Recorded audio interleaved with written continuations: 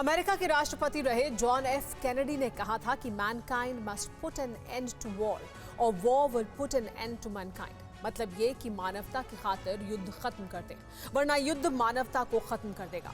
यही हो भी रहा है। रूस और यूक्रेन की जंग पूरी दुनिया पर भीषण त्रासदी का इशारा दे चुकी है।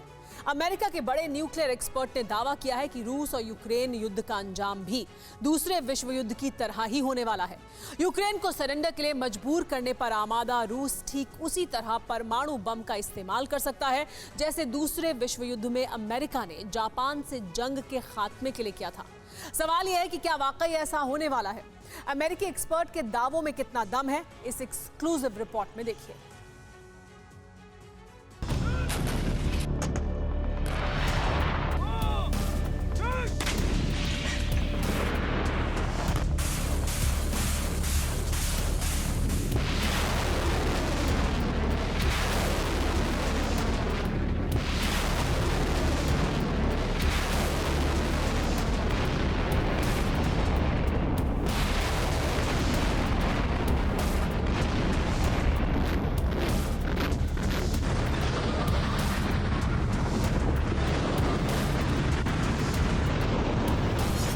अगस्त 1949 अमेरिका के हिरोशिमा नागासाकी पर परमाणु बम गिराए जाने के सिर्फ 4 साल बाद ही सोवियत संघ ने पहला परमाणु बम बनाकर दुनिया को चौंका दिया था।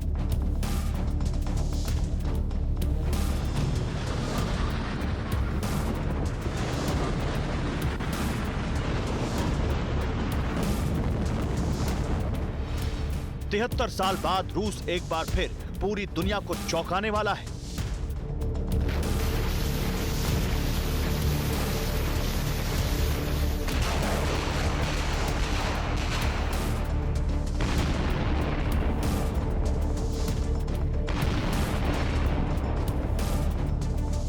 यही सवाल है जिसका जवाब हर शख्स तलाश रहा है। यूक्रेन में बरसते बारूदी धुएं में, डोनबास में छिड़ी जंग में,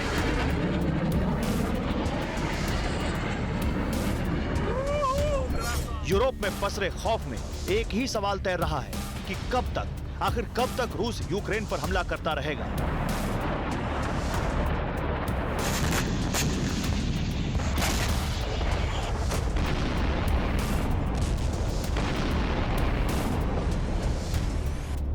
कब तक यूक्रेन पलटवार करता रहेगा? इस युद्ध की परिणति क्या होगी? रूस क्या करेगा?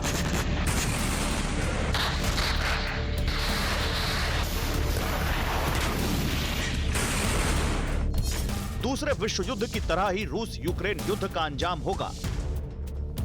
रूस युद्ध को खत्म करने के लिए परमाणु बम का इस्तेमाल करेगा। परमाणु हमला होने के बाद यूक्रेन सरेंडर के लिए तैयार होगा।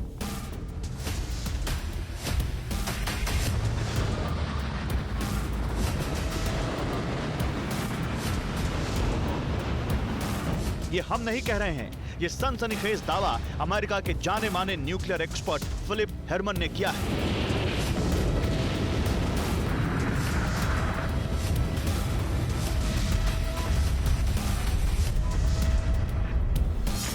रूस यूक्रेन के लिए दुनिया का अंत नहीं करेगा, लेकिन रूस टैक्टिकल परमाणु बम या WMD का इस्तेमाल कर सकता है ताकि युद्ध को जल्द ही खत्म किया जा सके, जैसा कि अमेरिका ने जापान में किया था। दूसरे विश्व युद्ध के दौरान अमेरिका ने यही किया था। हिरोशिमा और नागासाकी पर परमाणु बम गिराकर जापान को सरेंडर करने के लिए मजबूर होना पड़ा था। यूक्रेन के हालात ऐसे ही हैं। 3.5 महीने के दौरान रूस ने हर तरह की तिकड़म आजमा ली है, लेकिन ज़ेलेंस्की की जिद बरकरार है। इसलिए माना जाने लगा है कि रूस के पास न्यूक्लियर अटैक ही अंतिम ऑप्शन है। रूस के विदेश मंत्री को सुनिए। यूक्रेन पर रूस के हमले के बाद से ही परमाणु युद्ध का जिक्र होने लगा था। रूस के राष्ट्रपति व्लादिमीर पुतिन से लेकर उनके हर शागिर्द वक्त वक्त पर परमाणु बम दागने की धमकी देते रहते हैं। लेकिन ये पहला मौका है जब अमेरिका के बड़े न्यूक्लियर एक्सपर्ट ने यूक्रेन का हाल भी जापान की तरह होने की आशंका जताई है। सवाल यह है कि ऐसी कौन सी वजह है जिससे पुतिन परमाणु बटन दबाने को मजबूर हो सकते हैं? जवाब ऐसे समझिए। यूक्रेन युद्ध में रूस के 30,000 से ज्यादा सैनिक मारे जा चुके हैं, जो यूक्रेन में रूस की कुल तैनाती के 20% हैं। रूस के 11 जनरल भी जंग में मारे गए हैं। यूक्रेन युद्ध में इस्तेमाल रूस के 60% हथियार तबाह हो चुके हैं।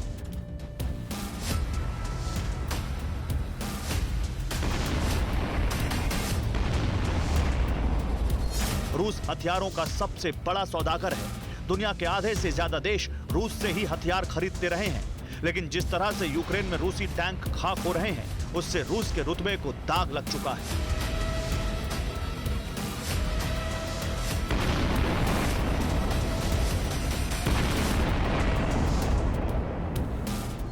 पंद्रह साल का बच्चा भी रूस को सबक सिखाने में पीछे नहीं है।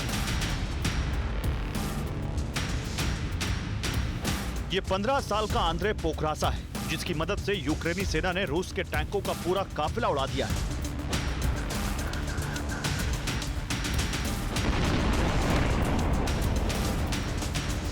हुआ यूं कि रूसी टैंक आगे बढ़ रहे थे, लेकिन यूक्रेन की सेना रूसी टैंकों की सही लोकेशन का पता नहीं लगा पा रही थी। इसी बीच आंद्रे ने अपना ड्रोन आसमान में उड़ाया, रूस के काफिले की तस्वीरें खींची और यूक्रेनी सेना को भेज दी, जिसके चंद मिनट बाद ही यूक्रेन ने जोरदार हमला कर रूस के टैंक तबाह कर दिए।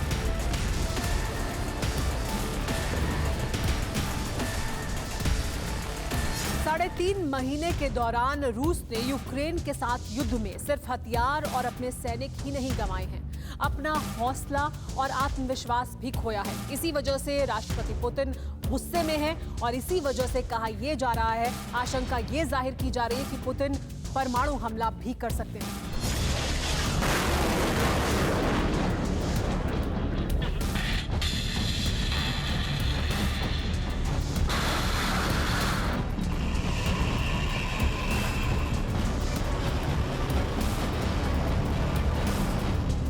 यह आशंका यूं ही नहीं है। रूस ने यूक्रेन पर फाइनल प्रहार की फुल तैयारी कर ली है। खासतौर से ब्लैक सी नया बैटलफील्ड बनता जा रहा है, जहां यूक्रेन ही नहीं, दुनिया के 100 से ज्यादा देश रूस से दो हाथ करने को तैयार हैं।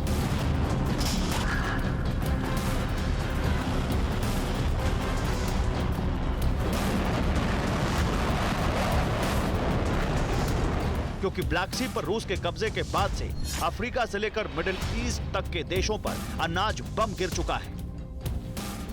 ब्लैक सी की सीमा 6 देशों जैसे बुल्गारिया, जॉर्जिया, रोमानिया, रूस, टर्की और यूक्रेन से लगती है। इनमें से 3 नेटो के सदस्य देश हैं। रूस का 800 किलोमीटर बॉर्डर ब्लैक सी से लगता है। रूस ब्लैक सी को यूरोप में अपने प्रवेश के लिए आर्थिक द्वार मानता है। इसकी वजह यह है कि ब्लैक सी के जरिए रूस की पहुंच भूमध्य सागर तक है। ब्लैक सी यूरोप और एशिया के बीच में है, इसीलिए इसे गेटवे ऑफ एशिया और यूरोप कहा जाता है। ब्लैक सी में सबसे बड़ा बंदरगाह सेवेस्तोपोल है, जो क्रीमिया में है, और क्रीमिया पर रूस 8 साल पहले से ही काबिज है। ब्लैक सी से जुड़ा यूक्रेन का पूरा इलाका बेहद उपजाऊ है, इसीलिए इस इलाके को गेहूं का कटोरा कहा जाता है। आधी दुनिया का पेट भरने वाले गेहूं के कटोरे पर रूस कुंडली मारकर बैठा है। ओडेसा में सैकड़ों जहाजों में लदा गेहूं सड़ने लगा है। मिडिल ईस्ट से लेकर अफ्रीका तक के कई देश एक एक रोटी को तरस रहे हैं। मिस्र का 85% गेहूं रूस और यूक्रेन से आता है, तो यमन को 40% गेहूं युद्ध लड़ रहे दोनों देश देते हैं। लेबनान को 50% गेहूं यूक्रेन देता है। अफ्रीका के करीब सभी 58 देशों की रोटी भी रूसी और यूक्रेनी गेहूं से ही चूल्हे पर चढ़ती है।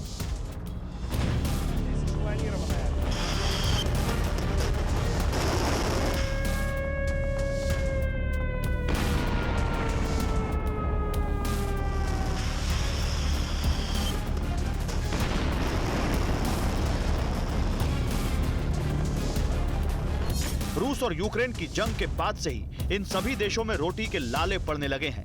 सबसे बड़ी पंचायत यूएन ने तो साफ कह दिया है कि मौजूदा वक्त में दुनिया के 2.5 अरब लोग भुखमरी की कगार पर पहुंच चुके हैं। आने वाले दौर में हालात और खराब होने वाले हैं।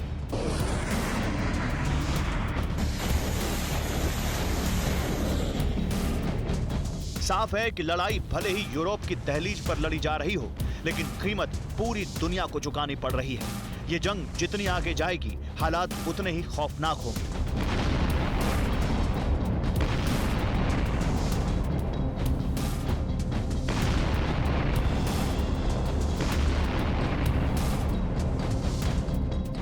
इंसानियत या तो परमाणु युद्ध में खाक होगी या फिर अनाज बम करोड़ों लोगों की जान लेगा। दोनों हालात में मरना इंसान को ही। इसीलिए यूक्रेन पर बारूद बरसना और परमाणु धमकियों का दौर जितनी जल्दी खत्म, धरा और धरती पर रहने वाले हर इंसान के लिए उतना ही बेहतर होगा।